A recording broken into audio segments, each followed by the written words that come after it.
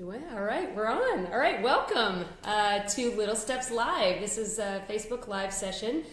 Today we've got a really exciting topic. Before we get into that, let me just give you a couple different things. Welcome. As you know, we do Facebook Live every week.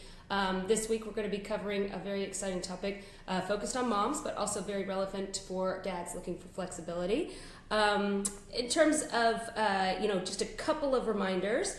For those that want to follow our weekly sessions, you can just click the follow button. You'll see that on the upper right-hand corner of the Facebook page. That should give you notifications right before we go live, help you streamline and make sure that you come on with us. Also, just another reminder, sign up for our weekly newsletters where you can find out about these Facebook Live sessions, but we're also doing some exciting ones geared towards more niche, such as pregnancy.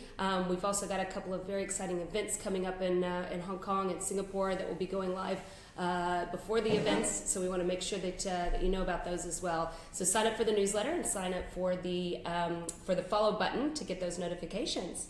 So today we are here with Marie Swarbreck from FLEXImums here in Hong Kong. Marie's got a very interesting story and a story that she's turned into a business and something that certainly helps so many people, both in Hong Kong but also regionally as well. Marie took her personal struggle, one that a lot of people can relate to, which is balancing work and life. And that is certainly a cliche term, but what you've done with it is something that's very real, that's providing resources and providing an outlet that actually makes it all possible, both for the business side and for moms and dads that looking to have that in work and life. So FLEXImum has a wonderful mission of empowering and connecting moms and moms returning to the workplace. So if you are also tuning in and you have recently had a baby or have taken a break after a couple of years and you've been thinking, hey, I want to get back out there. I want to get out there and try something that I'm really good at, or even try something new. You've got a lot of tips around that and getting the courage up to say yes, that's the direction I'm going to go in.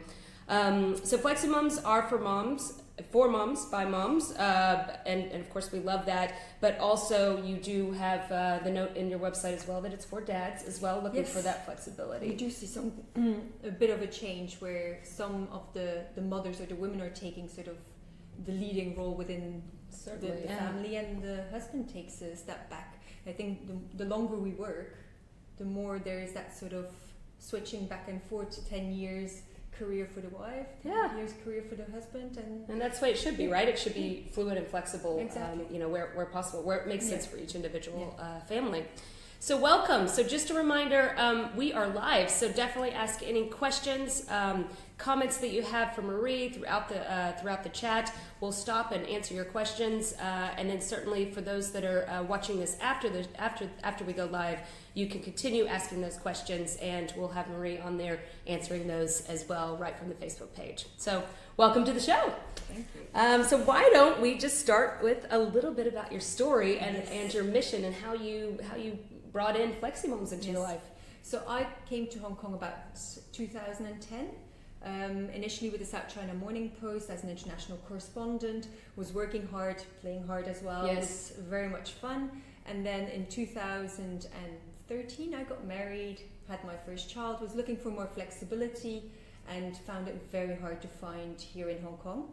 Talking to lots of parents, even business owners, small businesses, the larger corporates, and everybody was sort of saying, well, I could do it a part-time marketing person, or a personal assistant, or an accountant, or could be even more senior roles as well.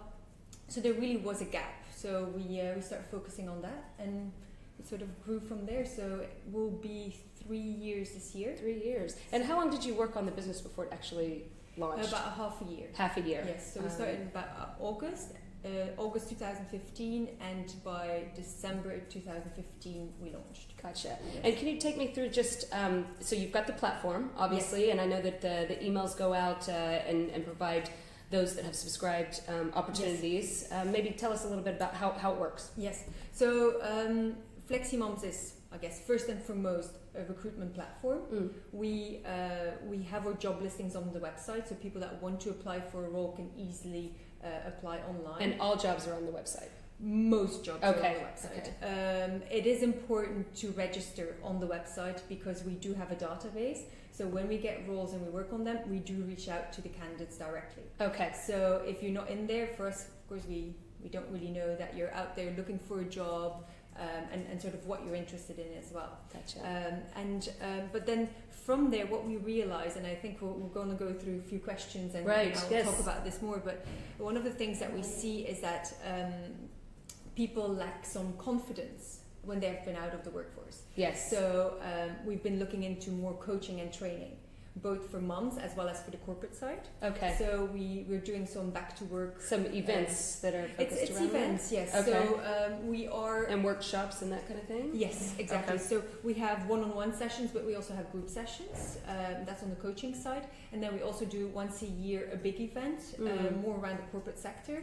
And it's all about developing leading women. Okay. So attracting and retaining female talent. Because what a lot of employers have seen throughout the years is that women that sort of get to the age of marriage and children Right. tend to leave the workforce. Ah. Because there are a few challenges in Yes, Hong Kong yes. where maternity leave is one, and then they don't return. But now what they've realized is that there's a shortage of talent, Right. and the talent pool that they haven't looked at is mothers. Okay. So now they're looking at how can we get them back in. So this is the government that's looking at It's this? not government, it's corporate. Corporate as well. Corporate and I would say businesses in general. Yes. One of the things I would love to do is be part of sort of making that change where government makes Yes. a more formal law Okay. about flexible working or something where companies can almost get a benefit where they employ women on a more part-time basis. Yes, I think that's that's a hot topic. Yeah. As of today, there's nothing. I think there's more about probably how to manage overtime. Yes. Than there is about anything around Just a whole nother Facebook Yes. Live session. And I think that's maybe one of the challenges that women have and why they have left the workforce Okay. as well. Okay. Yeah. It So is. the It is working quite. hours are a bit tough in Hong Kong. Yes. So maybe that leads to my second question Yes. here. So how do you feel? I mean, Hong Kong Yes. is a work hard, play hard. Yes. Certainly place, but also you've got the other countries in the region. I'm curious to understand how does flexible jobs and how does it compare to other cities in Asia? And then I'd be curious to understand U.S., Europe. Yes. If you have some stats on that. Well, I think it's difficult to compare countries even within Asia or Europe, US, just because every country has a different law. I think in the US, every state even has a different That's right. law. Yeah. So we really need to look at it country by country. Okay. So we have a lot of readers tuning in from Hong Kong, Singapore, Yes. Malaysia. Maybe we could stick around the region first. Perfect. I think with Hong Kong, there is no formal law around Right. flexible working. There is now online actually a little brochure around flexible working. So you can find out what So there's the a little brochure around flexible working. Yes. And it just kind of shows you that if you work less than 18 hours a week, that you do not get certain benefits. Okay. If you work 18 hours plus, there are certain benefits that you do get. Such as sick leave allowance and sort of very basic things. But at least you know that, for example, you can get paid a maternity leave. Yep. So it's good to do your research. And I think that's one of the things that people sometimes don't do is enough research into what are they getting and what they're not getting. And in Hong Kong, it's very much what they're not getting. But it's better to know beforehand than being surprised afterwards. That's right. I think some people have been fired whilst they were pregnant. This is something which is legal. So be informed about because you can actually sue a company if they would do that. So that's one thing in Hong Kong. I think there's a lot to be done, and I do think we're going to go into the right direction at some point. We're just a bit behind. Right. When you look at Singapore, they used to be in a way almost further behind than Hong Kong is. But they have made quite a big change over a lot of step ups. in the last few that. years. when you look at sort of the maternity paternity leave in Singapore, you actually have like their government website is a lot clearer than the Hong Kong one. You can actually look at I am a Singaporean citizen or I'm not, and if you click the certain it kind of takes you through the flow, right? Exactly. Yeah. So still it's not great. You're still not getting a lot, but at least you sort of know what you will get when you go through maternity leave, even paternity. Yeah. I also find in Singapore, as of recently, it seems to be very forward thinking in terms of embracing flexibility. Yes.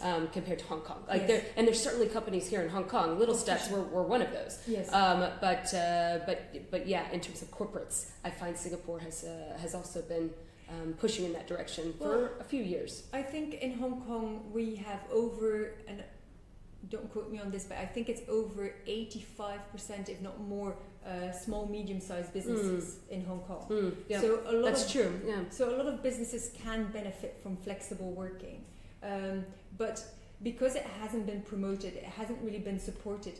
Companies haven't really looked at it. So I think from a mother or a woman or a father or just a man's perspective, if you communicate with your boss and you have certain demands, I think you can achieve them.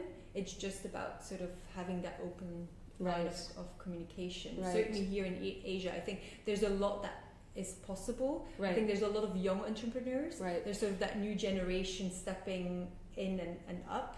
So, and they are a lot more involved in sort of raising their children as well, so they understand the flexibility needed, and sort of having that balance between the role of the mother and the father and wanting to be there. So I do think change is coming. It's just sort of a generational thing. But when you then look back at sort of Asia and the regulations around it, I think the challenges here are very much, for example, we don't have a daycare system. Yes. I'm not 100% sure how the daycare system works in certain Asian countries, but I don't think there is a formal daycare setup. Where if you compare that to other countries, Europe, UK, Australia, US, there is that preschool, before school daycare support, after school. The working hours quite often are from 8:30 till 5 o'clock or maybe 5:30. So you can actually work with the school in a way, and your boss understands that you start at 8:30, you have to leave by 5 because you have to do the daycare closes at 5:30, so you need to pick up your kids. Where here we don't have that. Schools have the most random hours. They're part-time, so schools are part-time, work is not part-time, so that doesn't really work together. And then also they finish sort of halfway through the afternoon. That's right. So you do need somebody to pick your children up if you're not working. And I think for me, I could not be here today if I did not have a domestic helper. Oh, definitely. Because my son is 14 months, so it's not like he absolutely. has school they make the world go round, they certainly do. For the working moms. But at the same time, you don't, for me, I don't want my helper to raise my children. Absolutely. So I do want to be there after school for homework, for the dance class. So flexibility, I find, is needed, and I have some great examples of women that are in the corporate sector or small businesses, but somebody in the corporate sector that goes home every day at 4 o'clock because her children get home. She does the homework with them because they're already in primary and secondary school, and then they have dinner together, and then she does 2 more hours of work. That's typically my schedule too. And that's flexibility doesn't need to come in a certain way. It's having that clear communication with your boss and say, look, I need those 2 hours or I need those 3 hours, but after that the job will be done. Yes, Don't exactly. worry about it. Productivity. So I think that's where so the daycare system is quite difficult here. And then the working hours as well, as we said, schools and or working hours or the corporate working hours don't really align. So that makes it more difficult as well. And I guess in Asia, because we work with Europe and we work with Australia as well, but the time difference is less, and then the US, you always have, like, you wake up and the US, you have a few hours with the US, and then you finish work and Europe is waking up. That's right. So we tend to have this kind of 24-hour Exactly. mentality. So I don't know. It's difficult to balance it all. Yeah, that's good. For those that are just joining us, we're here with Marie Swarbreck from FLEXImums. We're here on Little Steps Live, and we are chatting all about work-life balance, overcoming fears of going back into the workforce, which is what we'll get into to next. Really focused on both the business side, but also for those moms and dads looking for more of a flexible life and understanding the trends here in Asia. So ask any questions you've got. We'll just move into the next kind of area, which is it's a sensitive one. It's the fears that, and I see it all the time. I see it, amongst moms that maybe have worked before, had a fantastic career, had babies, and then they step back and they're nervous. They've got the confidence. Things change. Certainly on the digital side, it's a whole different world out there. Maybe you could comment a bit on that. Yes. I think there's the fears come from two sides. There's the internal and the external fears. Okay. When you look at internal fears, very much like you said, and just it can be mothers. It can also be women in general. That's right. Yes. Sometimes we follow our husbands or partners to come to Hong Kong, and we leave a great job back home. If we're here, it can be because of children, it can be of parents that we need to look after. So there's various reasons for why we might have taken a break. And quite often in relationships, we still see that it's the woman that takes the step to look after family rather than the husband. Right. So when we then are ready to go back or interested in going back, we feel that we're not up to date anymore, but with sort of what the working world, the professional world is about, and we lack some confidence. And that's one of the first things that we see on a daily basis. And going back can be challenging. Sort of if you're not prepared, and I think that's one of the things that we always want to recommend to people is like, plan it, make sure that you know what you want, that you set your goals, and if you have a family, that you prepare your family as well, because your family is actually going to be fine. But it's sort of making yourself confident that your family is fine and you're comfortable with them being at home or doing activities whilst you're at work. So I think that's internally, that confidence. Confidence is a big one. But then externally, when you come from outside Hong Kong, you arrive in Hong Kong, the first people you meet often are parents at the schools where your children go, or sort of friends that you meet, and then you hear, oh yeah, in Hong Kong it's very difficult to find a job. Oh no, it's impossible. I tried. I didn't find a job.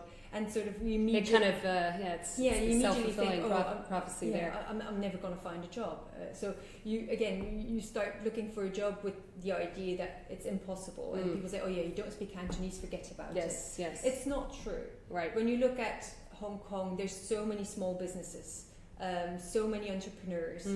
A lot of them are foreigners here as well. That when they look at their businesses, it's mainly doing business with the world. So they don't all need Cantonese speaking. That's right. Quite often they say, oh, it would be an advantage because for certain phone calls, for certain suppliers, it would be easier. But we all live in Hong Kong or in Singapore. Well, Singapore English is sort of more the national language, I would say. Then Malaysia, Indonesia, I guess English is widely spoken. So we all live in countries where we get around in English. So I don't see why it's a reason for not finding a job. I think more having been out of the workforce for a long time, we might want to get up to date by doing maybe a little refresher course, or if we want to change industries completely. And so many women have done it. I can, when I look at CVs, have done social media courses, digital media courses, have done interior design courses, have done an MBA in business administration or in business management or accounting. And the list goes on. But I mean, there's women keep themselves updated. It's just willing to put it into play, basically. Yes, and first and foremost, update your CV. Yes. Because quite often we get people, I need to update my CV, but I'll do it. And then I'll that's actually that's a good tip. Always have your CV updated. Yes. Just you never know. I mean, even for probably for your speaking opportunities and that kind of stuff, you should always have an updated CV. Completely. So that people, And the thing is, I think one thing Hong Kong is amazing for is networking. Yes. And I think if you're ready to go back to work or you're considering it, just meet your friends to start with and network. Go to events. Because a lot of people have found their next job. That's right. Yeah. By meeting people. Yeah. And then having your CV ready when they're like, just send your CV. Yeah, just to see. Yes. Yes. But if you then have to start thinking about your CV, then you might miss that opportunity. That's right. And that might take a good week anyway to kind of clean up, depending on how the state of it. Cool. So why don't we talk a little bit about overcoming the fears? Because obviously you certainly, we can understand the fears about going back, especially if you take a break, or maybe you are looking for that career shift, or maybe you're going from I am a corporate girl, or now I need to look for a flexible job, and how's that going to look for me? So what kind of tips do you have around overcoming fears, the fears that they say is a problem? Well, I think we touched upon confidence earlier. I think that's the first thing, like know yourself. Okay.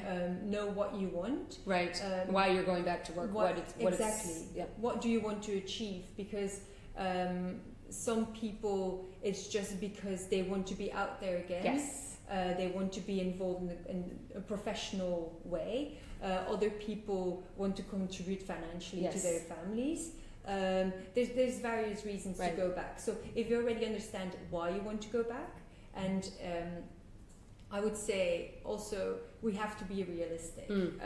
I've had people that said, I can work a Tuesday morning and a Thursday afternoon. It's going to be very difficult to find a job just those two times a week. Right. I think flexibility comes from two sides. It comes from the employee and the employer side. Yep. So we might have that perfect scenario in our heads, but if an employer says, look, I would love to take you on, but it's going to be 3 days a week full time. Right. Then that is flexibility. So you I think we need to understand that flexibility comes from two sides. That's right.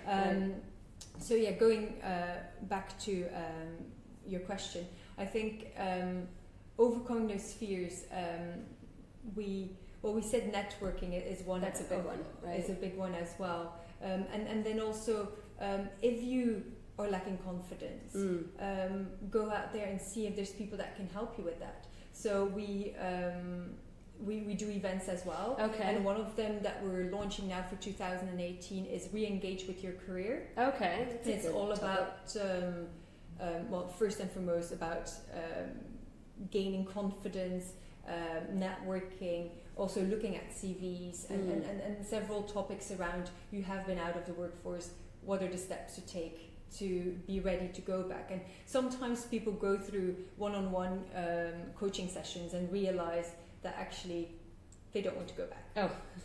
And others are like, I'm completely ready. Yes. Yes. So I think it's important. Yes, it is important. Because if you set yourself up for failure, you will fail. Yes. And it's also the expectations, because if you go into a business that is taking you on and taking the sacrifice or maybe the opportunity of taking a flexible position, they also need that you're committed, For sure. And I think so. Doing a few sessions or looking at people, even it could be a friend you sit with and you talk through what is it going back to work for you. Therefore, your situation might be slightly different, but at least realizing what it means. Right. And then the other side of it can also be leaving, like for some people that spend so much time with their children, it's starting to take a little bit of distance and doing other things outside the house. Oh, that's a good tip. Okay. And just see how it goes. Yes. I'm sure the kids can be fine. It's more. It is very, very much so. So I think getting ready, it's planning ahead, it's networking, and then just being realistic to what your goal is and what opportunities are out there. Right. But I think there is an opportunity for everyone. Yes, there's lots of different. I mean, I think it's sometimes people think of, oh, it's a big job, I have to go back to the full time. But there's flexible options, there's freelance options. There's we work with freelance writers for volunteer opportunities as well. So there is so many different things. It is. And certainly your platform's super helpful for finding these opportunities. But the networking, as you mentioned as well. Which it is very important to networking. And I think one other thing is going back to that CV, which is a very important part of going Give back us some hearts if you're going to update your CV right after this chat. It is sort of, if some people say, oh yeah, I've been out of the workforce for 6 years. Yes. It's like, yeah, but you have been doing something for 6 years. You can't have just done nothing. And it's like, yeah, I volunteered at my kid's school. I'm actually on the, I'm a member of this association. Oh, I've helped a few friends with their accounting. If they're an accountant, oh yes, I've helped with their marketing. Well, where is this on your CV? Oh, that's a good tip too. Yeah. And I think if you're not sure on how to update your CV, or find somebody that can. That's good. Like there are people that are actually professionals at writing CVs. Absolutely. Or at least can give you advice. So again, we also work with a few people that do that. We don't want to do it ourselves because we're trying to help people to get back into the workforce, but we work with experts that can help with that as well. Exactly. Okay, that's good to know. I think there are ways to improve your chances of getting back in, because the way CVs are written sometimes, they need a bit of help. Yes. And we don't like grammar mistakes. Yes, that's true. That's one thing we really don't like. And actually, short and sweet is nice as well. Yes. When you have to send something through to a client or an employer and there's mistakes in it. Yes, that's a red flag right there. Yes. So obviously the fears that moms have, that is an internal, and there's confidence in things that you can do to overcome that. But maybe let's flip on the other side. Are there fears real, or what's the situation in terms of, we've talked about, oh wow, there's all these different jobs. Yes. But kind of break down corporates, how are they embracing flexible jobs? And small business, we do know that there's certainly flexible jobs out there, but how do people go get those outside of going to a networking event and that kind of thing? But maybe some real life tips in terms of... I think if we look at the corporate side, a lot of companies are looking at doing back to work programs, and it is, again, you have to realize if you go back in the corporate sector, it's quite often full time. Yes. But they are creating some kind of flexibility where now they can do 4 days in the office, 1 day from home, for example. Do you see that that's more of people that worked at that corporate going back, or are there opportunities that say you were a banker before and now you're applying for a new position? And is it such that it says this is a 4 a week, or do they go into the office in their interview and say, I'd like a flexible job? Because that too is... Well, I think there's several things, and I've had a lot of conversations about that. Some companies have actually now written it in their policies. Okay. So they say we have a 5-day week, of which 1 day a week you can work from home. Okay. So it makes it clear on both ends. Yes, and then there's others that it's more of understanding each other. Right. So it all goes back to communication. Yes. A clear, open communication and trust. And the more international businesses have more of that. More local businesses are a few steps behind, but I think they're catching up quite quickly. Okay. And other companies are, as long as the work is done. Right, yeah. I don't really care where you do your work from, but I want to see the results. Right. And so the large corporates, it's not always easy because they have to manage quite a large group of people, but I think there is certainly the will to make the change, and it is happening. A lot of corporates in other locations and in the headquarters, they're already a few steps ahead, where they're trying to catch up here. But a lot of organizations are doing a lot on, for example, the maternity leave. Companies have increased it to 16 weeks or even sometimes 6 months, but with some unpaid. For example, even paternity leave has been extended. In Hong Kong, sadly enough, it's 3 days at the moment. But that's what we'll get into next. I mean, so companies are working towards that. But then when you look at, I think a lot of companies are also offering coaching and training. Okay. So they want women to return to the workforce, and they want to actually help them develop. Right. To be able to be great leaders within their positions, sometimes work on their confidence, on their communication style. And others, there's also a lot of companies that are looking at mentorship programs and sponsorship programs. So they can actually mentor women in their careers. So that's more on the corporate side. But then when you look at small businesses, I honestly think if you apply or you contact somebody and you actually have that open conversation about what is it that you need and what is it that I can give. That's right. And then you can come to a win-win for both. So rather than just assuming that it's not going to work, talk, have that conversation. And I have a lot of candidates who are at the point of quitting because they're like, but it has never been done. Like, but if it hasn't been done, you can only ask, because if you're at the point of quitting anyways, you can at least ask for it. And if they value you, they might consider some kind of flexibility. So I do think that men are a lot more confident in that, where when they want something, they'll ask for it. And they say men ask for raises pretty much every year, where a woman is sort of a little bit more reserved about it and doesn't go into that conversation or discussion as quickly.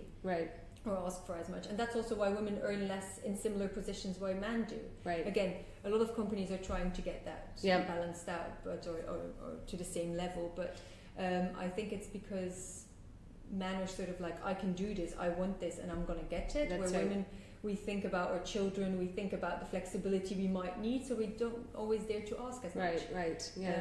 So it is interesting to see, and I think that's one of the parts of the job I really like as well, sort of the coaching, understanding what people want and how we can help. Giving them some encouragement to go out there and get it. So for those that have just tuned in, we're going to move the topic to maternity leave. We are chatting with Marie from FLEXImums all about returning to work, all work-life balance, touching on some key topics like maternity leave, paternity leave, which is coming up next. But if you have any questions, feel free to comment, give us some hearts throughout, and we'll be diving deeper as we move along. So let's talk about maternity leave. Hot topic. Obviously, maternity leave is certainly a woman's first encounter with the struggle of work-life balance, and a lot of times it's that the first baby comes along and it shakes things up significantly. It does. So obviously it's different city by city, but maybe when we look at the challenges that women face when it comes to maternity leave, maybe you could comment a bit about that. Well, I think. Of course, it's again linked to the law, and every country has a different law around maternity and paternity leave.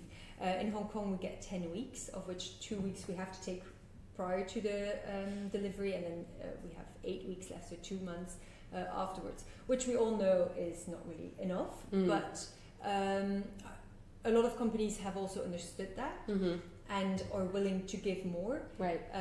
Goes back to talking to our bosses or our managers. Other companies have actually changed their policies and are giving already 16 weeks or 14 weeks. We'll give some unpaid.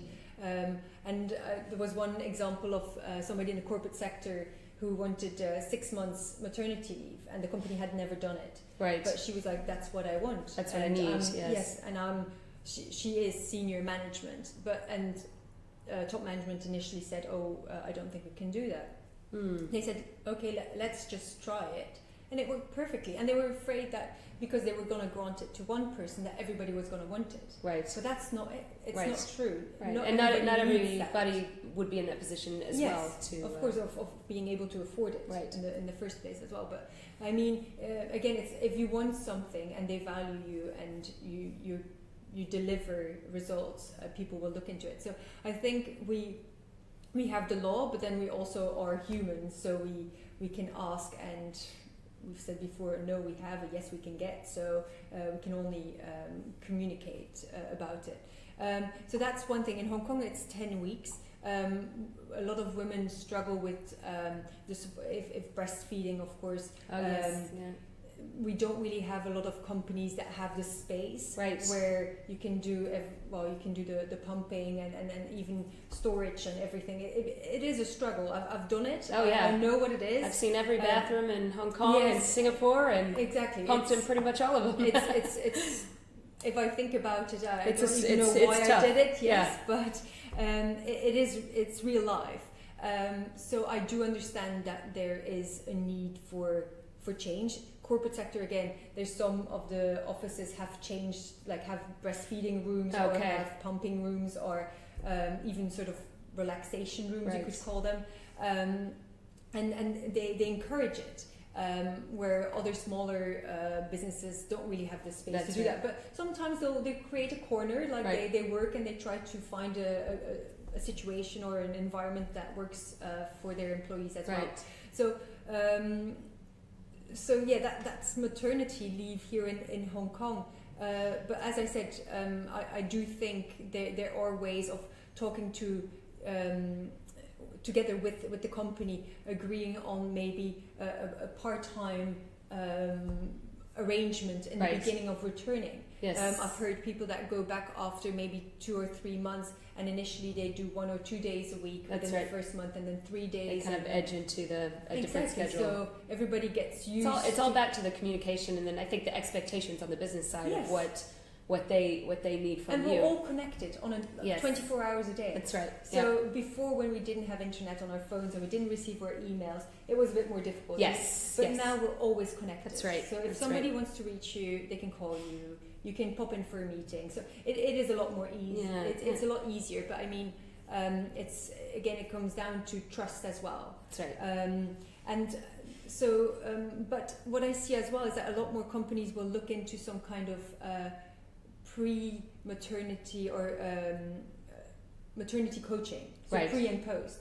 So kind of preparing somebody to offboard, and then once they get ready to, close to returning, sort of talking through, are you ready, and understanding what might be the challenges that they have. And sometimes I think if you understand what the challenges are, and if a week extra might make make that difference, then why not? Yes, because it does mean that the person will come back and will be more loyal. Happier, and yes, that's right.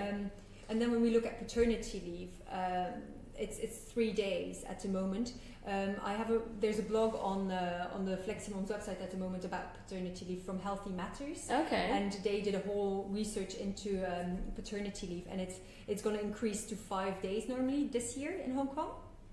So let's see. A big 2 extra days. Yes. But we had a whole conversation. But that's almost twice as much, so that's a big deal. Yeah. But I also think that as we were talking earlier about how generations change, fathers are actually contributing a lot nowadays. They do all the diaper changes as well, and they do the feeding, and they wake up in the middle of the night, where before it was husband sleep. That's right. Times have changed for sure. We need to look at that as well. It's because sometimes somebody might be performing less than they were as well, but they just became a father. That's right.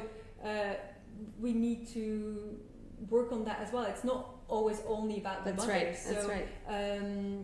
So there are companies. I think I've heard a few companies in Hong Kong are now offering 14 days. Yes, I have heard a couple of companies that they can take them maybe 1 day a week. Yes, or you can take them all at once, or so.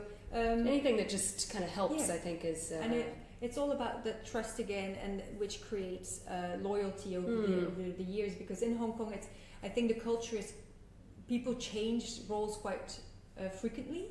And if they can get something which offers a better package at the end of the day, they'll take it. So if you can create a better environment, because they did a lot of surveys into this, and they look at what is nowadays most important, and money is not the first thing they look at.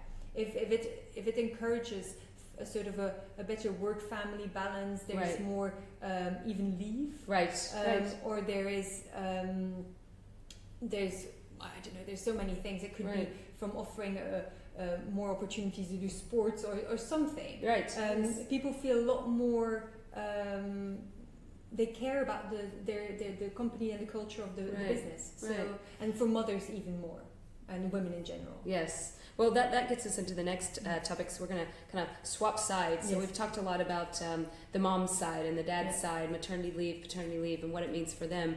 But for businesses, Yes. and I'd like to kind of separate it, because you've got small businesses that when there is a maternity leave, it's a Yes. big hit on Yes. the company, right? Both even 10 weeks is a big Yes. hit on the cash flow, Yes. right? And maybe kind of understanding if what are the advantages Yes. of that and how they kind of tackle that. Yes. And then on the corporate side, because that too is a hit, but a lot of times they have structures in place where they've got maternity leave covers, and Yes. they have the funds to kind of have maternity Yes. leave covers. So it does affect businesses in kind of different ways. Yes, it does.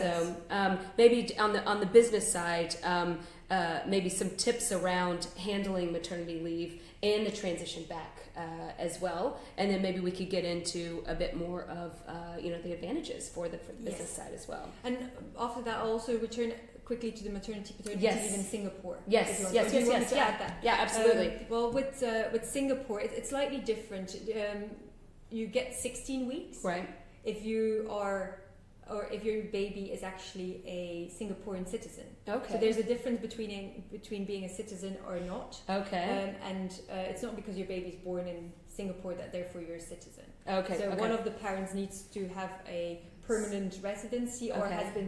has to have Chinese roots. Okay. So actually, Gotcha. Okay. So And then that's- for the ones that don't, it's 12 weeks. 12 weeks. Okay. 12 So there weeks. is a big Yes. difference. Okay. And with fathers, it's a bit unclear to me as well, because if your child is a Singaporean citizen, you can get up to 12 days. Okay. So it's actually the double of the amount of working days. So Okay. if you work 5 days a week, you get 10 days. Oh, that's if you work interesting. 6 Okay. days, you can get 12 days. Okay. If your baby's not a Singaporean citizen, it looks like you don't get anything. Okay. Okay. But again, it's all it's with the company company- specific too, exactly. right? Yeah. So, but I just wanted to add that. That's in interesting. as well. Okay. So Did not it does know that. look Okay. that Singapore is a little bit more, I guess, advanced, Yes. or like ahead of sort of the law around paternity and maternity leave. Yeah. But I think because the economy has sort of quickly grown, sort of in the last. They probably also they're good with getting feedback and adjusting Yes. with that feedback. And they sort of have a clear law around the way the country is run. Right. So right. I think the paternity leave is also very it's clear. Right, Besides right. the fact of the paternity leave when you don't have Yes. a Singaporean citizen baby. So maybe the company will Yes. jump in on that one. Exactly. I'm sure there's some kind of regulation policy around that. Right. But going then back to Yes, so businesses. Businesses. Yes. I think we briefly touched upon the sort of preparing to offboard, and I think this is very important for companies. Right. And it doesn't matter what If you're size. small, big, or yes. yep. It's if you prepare and you plan ahead, 10 weeks is actually not that It's not. long. Yeah. So if somebody's within a marketing function or a sales function, you can actually do certain things Right. beforehand that sort of can be done, or it can be keep the motor implemented going. whilst Right. you're on maternity leave. Also, some people, and I'm not going to say that people should work during their maternity leave, certainly not. Right. But if you're at home and you care about the company, you don't mind that minute logging in or sort of having a quick call to stay up to date. Right. I think it's all, and if you can get 14 weeks, but Right. having that weekly call just Yes. to update and understand what's going on, you also don't feel, you don't It's have not a huge thing coming back to, right? exactly, you're up to date, you know what's happening, and it's sort of, you just fit in again. Right. Where if you have been out and nobody has followed up with you, Right. or you don't know what has happened in those 10 weeks that you were gone, Right. you suddenly feel like you're new to the business. Yes. Everybody needs to fill you in. People might have done things a different way. And some people fear about going back and almost lose their job because they weren't actually involved in the business. Of course, it depends what Right. kind of business Right. you're Right. in. But I really think planning ahead and having a good plan in place. And if you work in a small team, Yeah. everybody can take over a small part of your job, Yeah. and You don't therefore have to launch new things whilst you're away. Right. But it's just maintaining what you were working on. Right. If you have to launch a new project whilst you're away, I'm sure there's more than one person that can work on it. That's right. So I think for companies, it's important to have a good.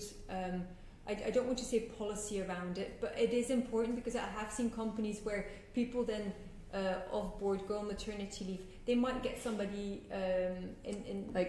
overseeing to cover, it. Yeah.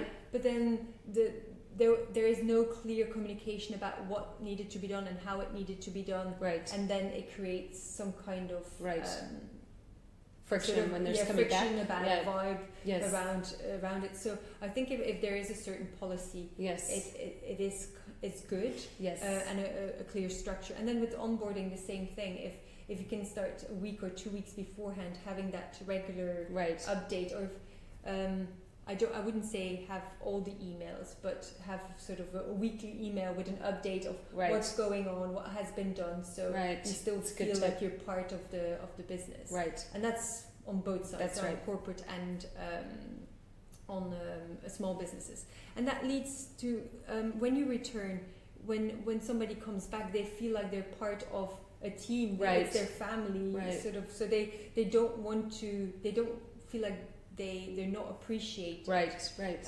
Where I think a lot of women, when they return, because they weren't part of it for the last couple of months, they just don't feel connected. It's like nobody really cares. Right. So I think showing care is very important. Empathy. Yes. Basic empathy. Yes, very much so.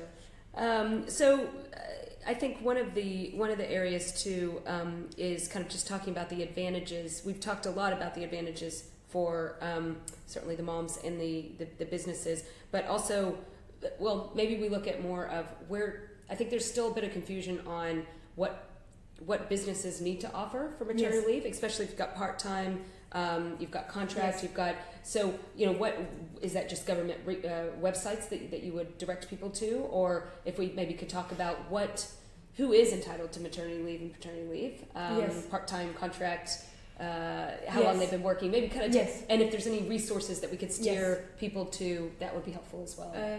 Well, the Hong Kong government's website is very clear on the topic. So I certainly recommend to go to, even if you put into Google maternity leave Hong Kong, you'll get a whole page on it, from how many months you have to have worked for the company. And in Hong Kong it's 40 weeks, and if I'm not mistaken, in Singapore it's you have to have worked for the company for a minimum of, I've forgotten. I thought it was 4 weeks. It's quite short. We could put it in the comments. It's quite short, but and then when it comes to maternity leave, paternity leave, it's related to those amount of hours that you work. So in Hong Kong, if it's less than 18 hours, you're actually not going to get a paid maternity leave. Okay. After that, you do, but then it's 10 weeks with partly paid, partly unpaid. So it's. Yes, the law is the law, but I think it's business. It's business. You have to business talk to your to the company itself about what it is that they offer. If it's a company with different locations, they might have a global policy. That's right. But yes, a lot of companies here still offer the 10 weeks. Excellent. So well, we're going to have to wrap it up. There's, I'm sure, lots more questions to come. So please feel free to ask us now, and then certainly for those that watch it after, feel free to leave it in the comments. But thank you so much for sharing. There's a lot of topics that we could go into a lot more. So we want to open it up now to readers.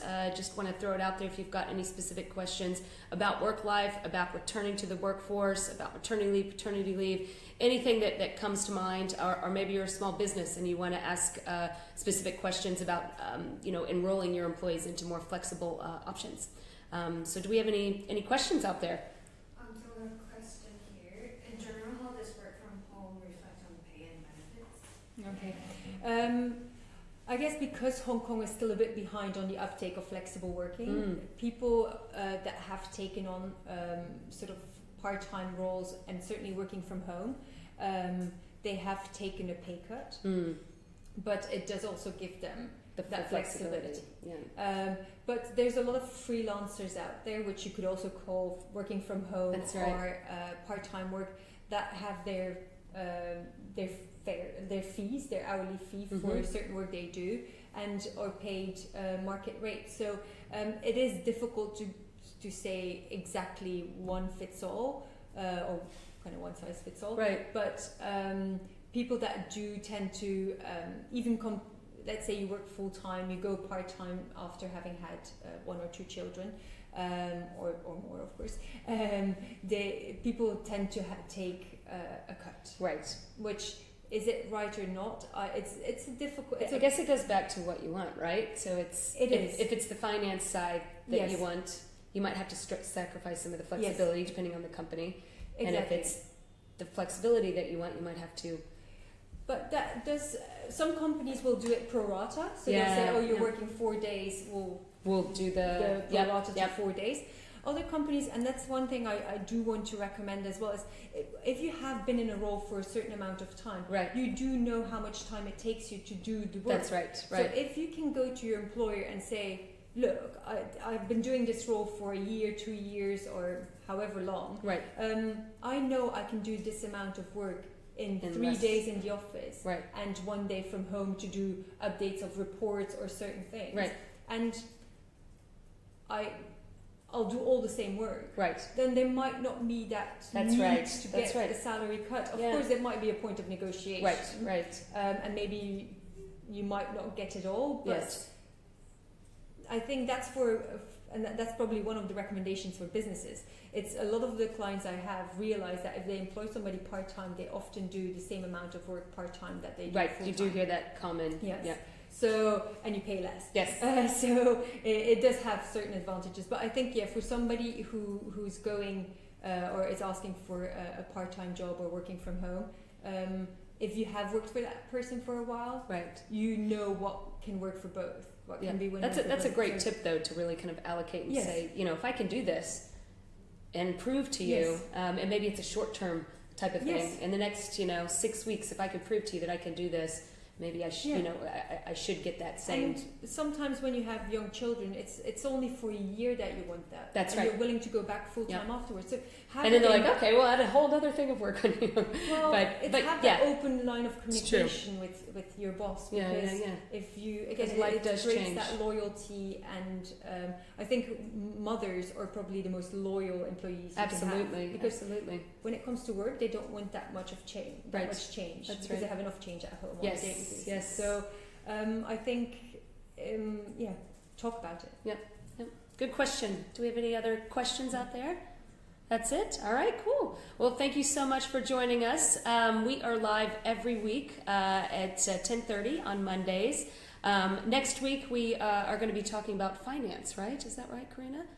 Yes. It's all about personal finance. So, International Women's Day. International Women's Day, yes. Got that coming up. Yay. Yes. But we want to give a big thank you to Marie from FLEXImums, who will be available as well to ask any questions that weren't covered in our chat today. So please do feel free to engage and share it with people that you think would be interested to learning all about going back to work, or maybe needs a little extra push. So thank you again. And we got one more. One last question. Job descriptions are always so off-putting when you start looking around, as they ask for Cantonese plus experience in Hong Kong. Do you recommend that we send CV regardless and just mention in the cover letter? Good question. Yes. I do recommend quite often to candidates, if it says Cantonese, but you look at the job description and you see, actually, I don't really see why it needs Cantonese. Do send it along. Certainly when your experience is a perfect match. Right. But there are certain jobs where it's required. And it's difficult. Like if it literally says Cantonese is required, Right. or if it says it's an advantage, Right. you kind of know that they consider both. Yeah. But when I talk to a lot of employers, quite often I say, well, your job descriptions are pretty boring, or not really to the point, or the requirements are endless. And they do say, yes, it's sort of like the requirements are pretty standard. Right. And Cantonese or Mandarin always get thrown in there because it is an advantage if you have it. So I would say send your CV, but the cover letter, yes, might be mention. Yes. I know you're looking for Cantonese, but I'm a perfect match. Yes, Please I check me have out. done exactly this in my previous Yeah. job, and Yeah. I think I can do it. That's a good tip. Yes. Excellent. Thank you. Thank you so much. We'll see you next week.